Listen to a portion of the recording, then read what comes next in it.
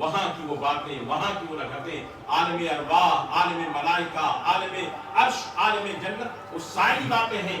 لیکن جب آمنہ کی گود میں آئے اور صرف تھوڑے دنوں کے بعد جب آپ نے نبوت کا اعلان کیا، برکتیں تو ظاہر ہو گئی تھی، لیکن جب نبوت کا اعلان کیا کہ پڑھو پڑھو، ظالم کہتا ہے نبی امی ہے.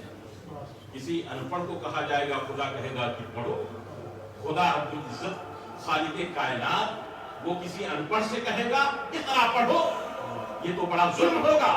جس رب نے اپنے محبوب کو پڑھایا ہے وَعَلَّمَكَ مَا لَمْ تَكُنْ تَعْلَمْ الرحمن علم القرآن اور بے شمار آیات کریمہ کہ اللہ کے پیارے حبیب صلی اللہ تعالی علیہ وسلم خود ارشاد فرماتے ہیں انا مدینۃ العلم وعلم بابها الى آخر الحدیث. میرے آقا فرماتے ہیں انما بعثت معلما، میرے آقا نے علم کا ایسا چشمہ، جہالت تھی، جہالت کے مقابلے میں علم ہی کام آتا ہے. اسی لیے اس دور کو دور جہالت کہا جاتا ہے.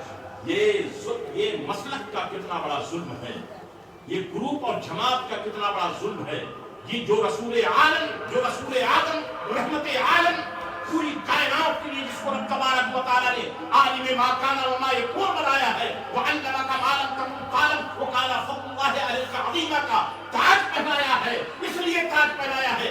میرے آقا کے سامنے ایسے جاہل تھے کہ ان کو جہالتوں سے نکالنے کے لیے کسی ایسے عالم رسول کی ضرورت تھی، کسی ایسے سب سے زیادہ علم رکھنے والے رسول کی ضرورت تھی کہ وہ اپنے علم کی برکت سے سب کو جہالتوں کی تاریخ سے نکال کر کے ایمان کے سویرے پہ لا کر کے کھڑا کر دے. اس لیے اللہ کے پیارے نبی صلی اللہ علیہ وسلم ترتیب جیسا زمانہ جو کفر کی بلحیظ پہ تھے، اس رسول عالم نے، رسول پاک نے اپنے علم نبوت سے کفر سے ایمان کی طرف لائے، شرک سے ایمان کی طرف لائے.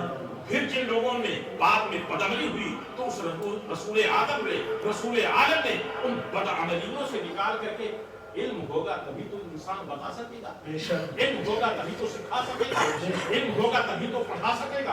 اگر علم نہ ہو تو کیسے پڑھائے گا، علم نہ ہو تو کیسے وہ سکھائے گا. ارے کوئی ان پڑھ کسی کو کیسے پڑھا سکتا ہے؟ پڑھائے گا وہی جو عالم ہو، اور ایسا عالم ہو جو ساری کائنات کو پڑھانے کے لیے آیا ہے. تو اس کی شان بھی ہونا چاہیے کہ خدا کے بعد سب سے زیادہ علم اسی کو ہو. اسی لیے پیغمبر نے فرمایا انما بعثت معلما. اتنی حضور کی خصوصیات ہیں، زمانہ تک انسان بیان کرے ان کے اوصاف کو بیان نہیں کر سکتا. لیکن یہاں بطور خاص میرے نبی نے یہ فرمایا مجھے اللہ نے معلم بنا کر کے تعلیم دینے والا، سکھانے والا، علم کی جوت جگانے والا بنا کر کے بھیجا. اسی کو قرآن بھی نوٹ کرتا ہے. قرآن میں تفصیل یہ موجود ہے کیا وہ من انفسہم یتلو علیہم آیاتہ. قرآن کی تلاوت کرے، یتلو علیہم آیاتہ، قرآن کو پڑھ پڑھ کر کے سناتا ہے. ارے ظالم تیری آنکھ کھل جائے، تیری زبان پہ بطلت ہو جائے، تیری زبان بند ہو جائے، تم کو غیرت نہیں آئی، تو اس طرح سے کہتا ہے کہ وہ ان پڑھ. اس لیے صحابی سے غلطی ہوئی اور لکھنے میں جو وہاں رسم کے اعتبار سے تفصیل کا موقع نہیں. انشاءاللہ ہمارے علماء اس پہ آپ کا اسٹیٹمنٹ بیانی آپ کو دیں گے. لیکن میں آپ کے ذہن کو ایڈٹ کرنا چاہتا ہوں. آپ قرآن سے، حدیث سے، حضور کی سیرت سے آپ دیکھو میرے آقا سے میرے کائنات سرور عالم صلی اللہ علیہ وسلم سے کیسے بہتان کر رہا ہے کہ حضور صلی اللہ علیہ وسلم ان پڑھ تھے، لکھے پڑھے نہیں تھے. اسی لیے صحابہ نے لکھنے میں غلطی کر دی. لنصفعن نون کے ساتھ لکھنا تھا لیکن الف تنوین کے ساتھ لکھ دیا. تو اسی طرح سے صحابی نے لکھنے میں غلطی کی. اب اس غلطی کو سدھارنا چاہیے تھا لیکن معاذ اللہ اس کے کہنے کے مطابق وہ غلطی اسی طرح سے برقرار رہی. کیوں برقرار رہی؟ اس لیے کہ حضور لکھنا پڑھنا نہیں جانتے. معاذ اللہ تیرے ابھی حضرت جو فرما رہے تھے علامہ عاصم صاحب کہ اصل میں جب ادب نہ ہو، تہذیب نہ ہو اور اپنے حبیب سے تعظیم نہ ہو اور محبت نہ ہو تو سب کچھ ہونے کے باوجود ابلیس کی کوئی نہ کوئی حرکت نظر آ جاتی ہے. میڈیا کے ذریعے، طاقت کے ذریعے، بڑے بڑے مدرسوں کے ذریعے، بڑے بڑے جاہ و جلال کے ذریعے لوگوں کو تم متاثر کر سکو گے. لیکن تم وہ ادب کہاں سے لاؤ، محبت کہاں سے لاؤ؟ وہ محبت تم کو مسجد الکرم سے ملے گی، وہ محبت تم کو طیبہ سے ملے گی، وہ محبت تم کو غوثیہ سے ملے گی. تو شاہ صاحب علماء کہ سب کچھ ہو لیکن اگر عظمت مصطفیٰ نہ ہو، محبت مصطفیٰ نہ ہو تو نماز بھی منہ پہ مار دی جائے گی اور علم بھی منہ پہ مار دی جائے گی۔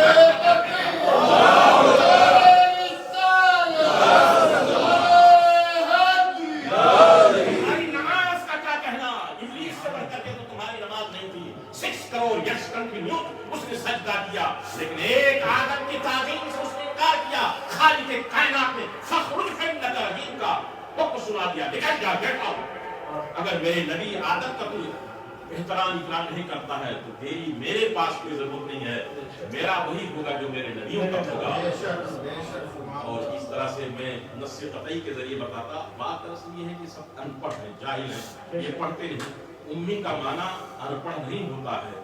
وہاں جو رسول پاک کو امی کہا گیا ہے اس کے کئی ایک معنی ہیں، اس میں یہ معنی عام طور پر جو مفسرین اور محدثین نے ذکر کیا ہے حکمتوں کے ساتھ، امی قرآن کی آیت میں بھی ہے وَالَّذِي بَعَثَ فِي الْأُمِّيِّينَ رَسُولًا، یہاں امیین کا معنی وہ جو لوگ پڑھے نہیں تو رسول جو ہے وہی ان امیوں کو پڑھا رہا ہے، اور جہاں ہے يَتَّبِعُونَ الرَّسُولَ النَّبِيَّ الْأُمِّيَّ، رسول جو اللہ کا رسول ہو تو رسول وہی ہوگا جو اللہ کا علم لیا ہوگا، نبی وہی ہوگا جو غیب کی خبر بتائے گا۔